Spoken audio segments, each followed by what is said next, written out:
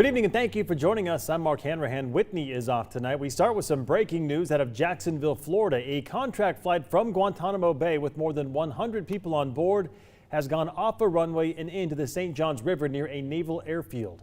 The airplane was a Boeing 737 passenger plane with about 150 people on board. Everyone aboard the plane is alive and accounted for. That's according to local officials there. 21 people were transported to the hospital with minor injuries. Everyone else was treated at the scene. The FAA says it was a Department of Defense contracted flight, not a commercial flight. Right. What the crews came on scene shortly before I arrived on scene. The crews went into the water to rescue the personnel that were on the wings of the aircraft. They started bringing the personnel from the aircraft to the shore. Well, the Jacksonville Sheriff's Office posted on Twitter that a Marine unit responded to assist. The plane was in shallow water and not submerged. The flight originated again from Guantanamo Bay.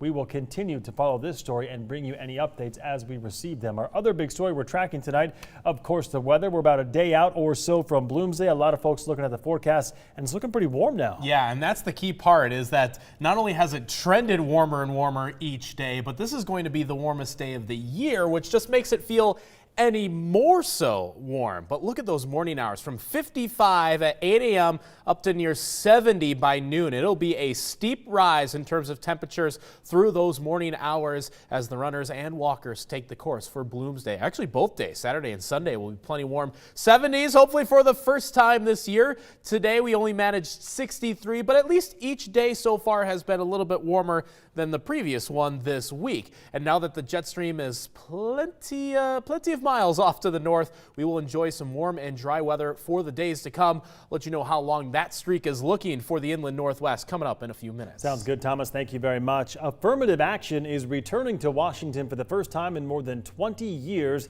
and a lot of people are not happy about that. The state legislature approved Initiative 1000 at the last minute, but opponents are calling that choice undemocratic. Political reporter Casey Decker explains why.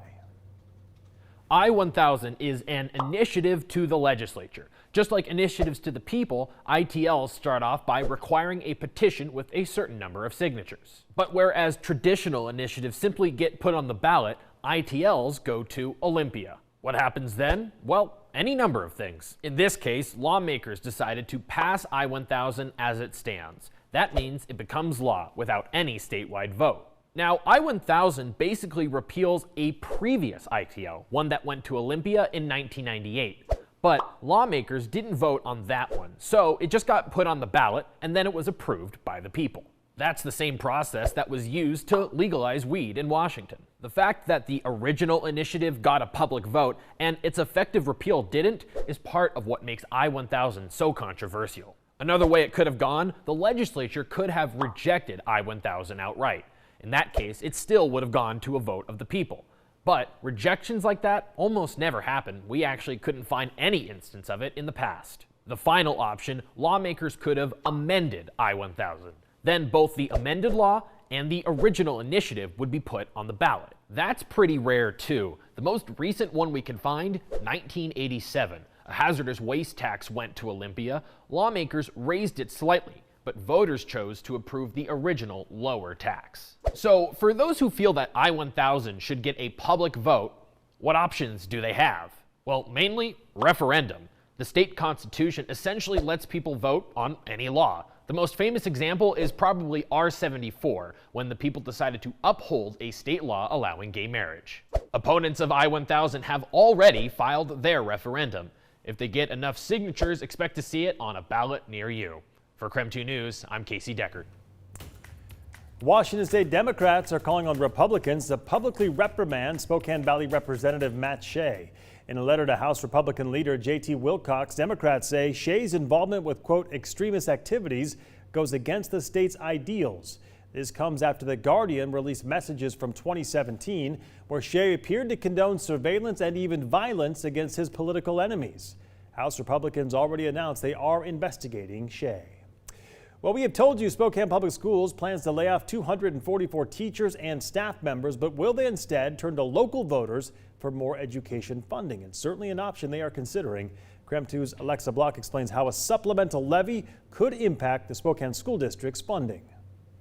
Spokane Public Schools faces a $31 million deficit. Additional state funding will reduce that number, but it won't cover everything. And that's where the discussion of a supplemental levy comes in. If the school board chose to, they could ask voters for a supplemental levy at a rate between $1.71 and $2.50 per 1,000 assessed value. These numbers represent the current Spokane voter-approved capacity and the new state limit on local levy rates. The district estimates $15 million could be generated at the $2.50 rate. The soonest a supplemental levy request could end up on the ballot is November.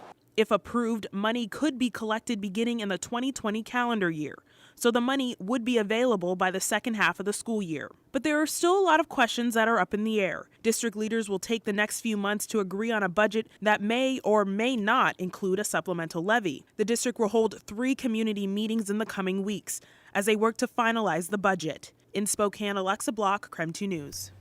The district was able to cut back on layoffs, issuing 70 fewer than originally expected and recalling another 11 teachers. But 171 teachers and 72 non-certificated staff members are still on the chopping block. These positions include janitors, paraeducators, nurses, and other administrative support. According to a district spokesperson, the notices were spread among several departments, and the district says the schools and students' needs will continue to be met, but maintenance requests may take longer to finish now. The district, by the way, as Alexa mentioned, is hosting community listening sessions as they work through the budget over the next 4 months. There are 3 meetings planned across the city. The first will take place at Shadle Park High School on May 14th. That's followed by one at Rogers High School on the 15th, and they'll wrap one up on the 16th at Ferris High School. All meetings will be from 5 p.m. to 7 p.m. We have all this information on our website. That's KREM.com. Students at the University of Idaho in Coeur d'Alene have created an app designed to make finding a place to park easier. They're calling it Park My Ride. Using a small camera mounted to the roof of a building in downtown Coeur d'Alene, the app takes photos of open parking spots and then sends that information to a smartphone app. It is updated in real time, giving drivers a sense of where they should look for parking spots. The app is just a prototype for now. It works, however, and the students hope it could one day be used across the city.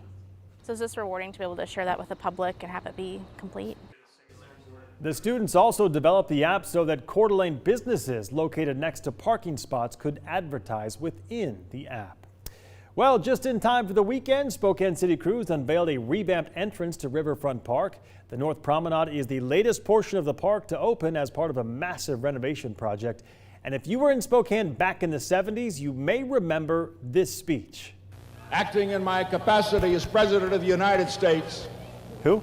it is my high honor and privilege to declare Expo 74 officially open to all the citizens of the world.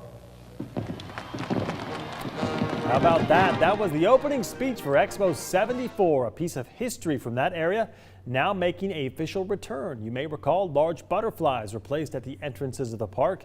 They were not intended to be permanent fixtures, but they ended up becoming iconic remnants of the expo. And now one of those butterflies is back to its old glory. The butterfly is 50 feet tall with wings covered in lilac fabric. The structure definitely built tough. Leaders with Spokane Parks and Rec say the butterflies can withstand winds of up to 110 miles per hour.